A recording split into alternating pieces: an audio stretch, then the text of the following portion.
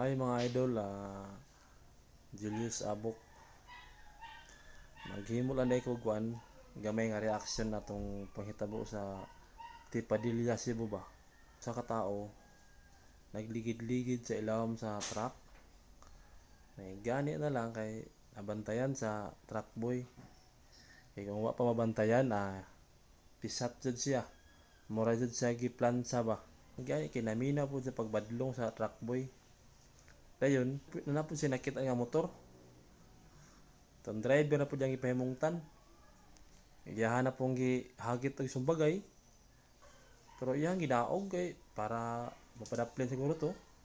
O binoon pagkataod-taod na iniabot nga SWAT mo tong gidala siyang saka tao mo to naminaw pud to yang gi-istoryahan sa hinungdan siguro na mga problema ba di lang nila maistorya unang kita tanan dapat ampo sa Ginoo para hatagan tag may pangunahuna ba kita pasagdaan.